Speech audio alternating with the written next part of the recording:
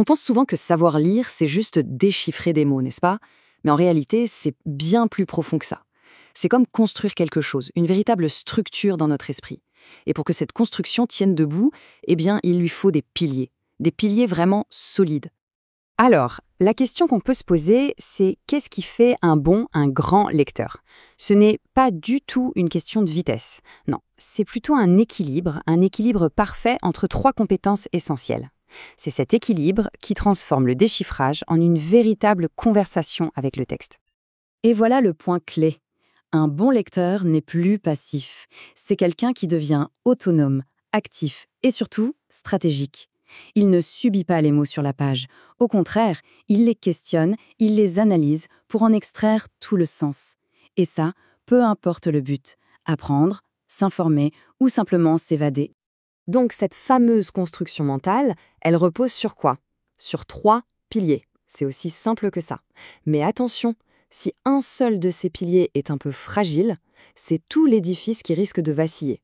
C'est vraiment l'ensemble des trois qui nous fait passer de la lecture de surface à une compréhension profonde et durable.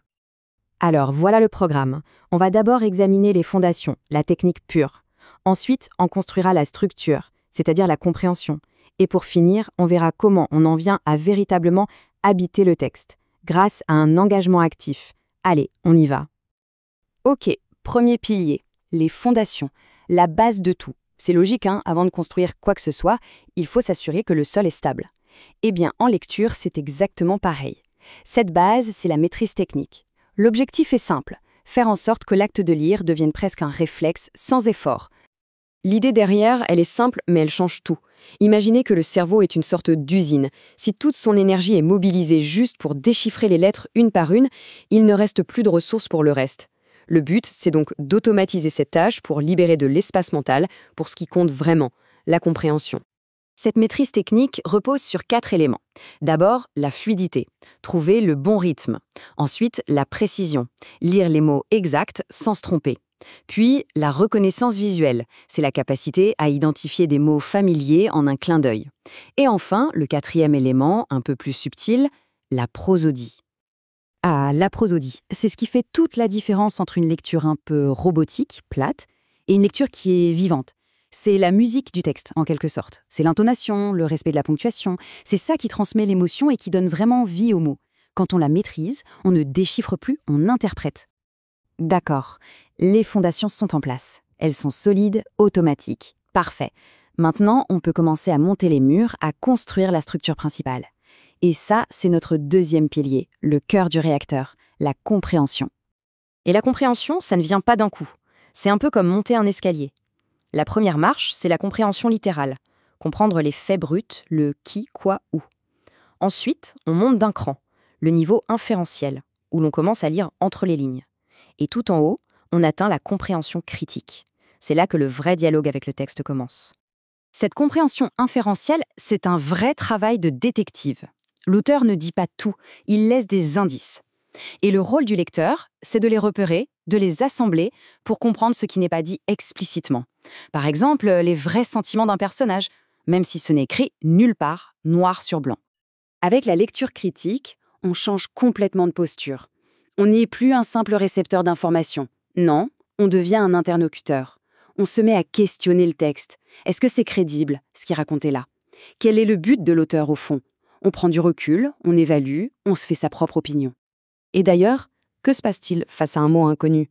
Un lecteur moins expérimenté va peut-être bloquer, mais le lecteur stratégique, lui, ne panique pas. Il utilise tout ce qui entoure le mot, le contexte, comme une sorte de clé pour essayer de deviner le sens. Et il poursuit sa lecture sans casser le rythme de la compréhension. Bon, on a nos fondations, on a nos murs. La maison est construite.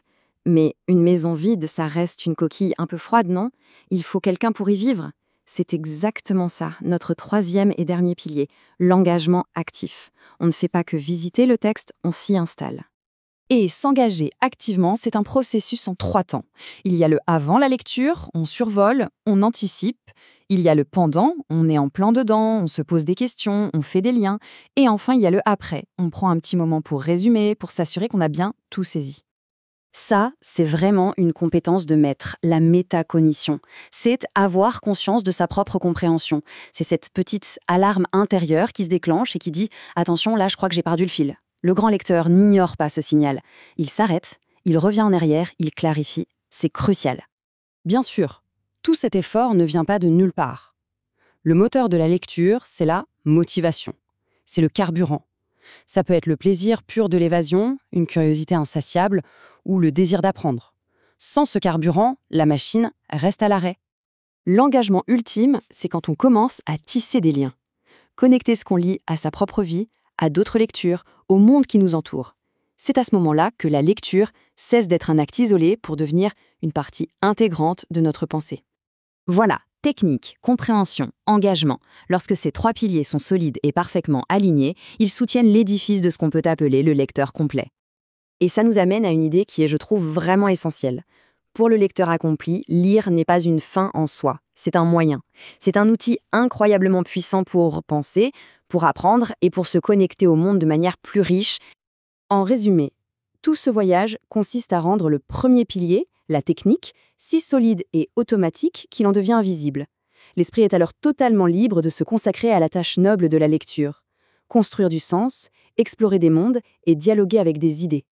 Reste alors une dernière question, une invitation à la réflexion. En observant sa propre manière de lire, quel est le pilier qui mériterait d'être renforcé? La fluidité technique, la profondeur de la compréhension, ou peut-être l'engagement actif avec le texte?